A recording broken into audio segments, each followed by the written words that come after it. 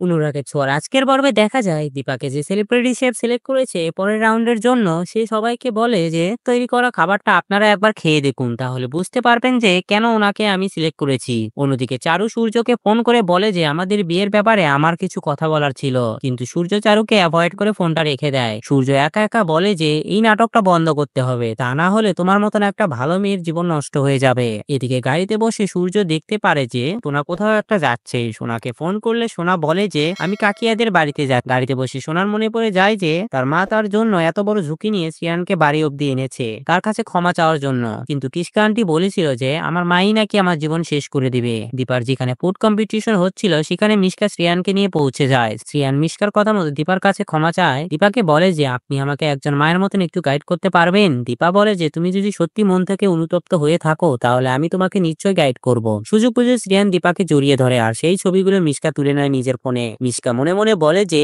এই ছবিগুলোকে আমি কিভাবে ইউজ করব তুমি জানো না দীপা, ইউ আর ফিনিশ। অন্যদিকে সোনা উর্মিকে বারবার করে জিজ্ঞেস করছে সেদিন কি হয়েছিল, আমাকে সত্যি করে বলো, মা কি সত্যি আমাকে মেরে ফেলতে চেয়েছিল? তখন জয় বলে যে তোর মা যদি আমাদের জন্য এত কিছু করে তাহলে তোর মা তোর জন্য কি করতে পারে সেটা জানিস না। তখনই কাকিয়া বলে যে এ সমস্ত কথা কেন উঠছে, সূর্য নতুন করে জীবন শুরু করতে চলেছে। তখনই সোনার ফোনে মিশকা একটা মেসেজ পাঠায় আর কয়েকটা ছবি পাঠায়, যেটা দেখে সোনা ভয়ঙ্কর রেগে যায়। সোনা পাল্টি খেয়ে যায় আর উর্মির ওপর চিৎকার করে বলে যে তোমরা সবাই খারাপ, তোমরা আমাকে চিট করেছো, আমি ভাবছিলাম তোমরা আমার ব্লাড রিলেটিভ। তখনই উর্মি বলে যে তোর শরীরে তো দীপা সেনগুপ্তর রক্তই বইছে, কিন্তু তোকে বড় করেছে তোর বাবা। বাড়িতে আসার পরে চারু সূর্যকে বলে যে বিয়ে নিয়ে কথা বলতে হবে, তুমি ফোনটা কেটে দিচ্ছ, তা না হলে আমাকে অ্যাভয়েড করছো, তুমি আমাকে বিয়ে করতে চাও তো? তখনই সোনা এসে বলে যে বাবা তোমাকে কাউকে বিয়ে করতে হবে না, আমি চারুর সঙ্গে চলে যাচ্ছি, আমি মরে গেলেও তোমার কিছু যায় আসবে না। তখনই সূর্য সোনার গায়ে হাত তুলতে যাবে আর বলে তুমি জানো না তোমার জন্য আমি আমার জীবনের কি কি স্যাক্রিফাইস করেছি। সোনা তারপরে সূর্যকে বলে যে তুমি যদি আমার জন্য এতই চিন্তা করো তাহলে মায়ের কাছ থেকে ডিভোর্স আনছো না কেন,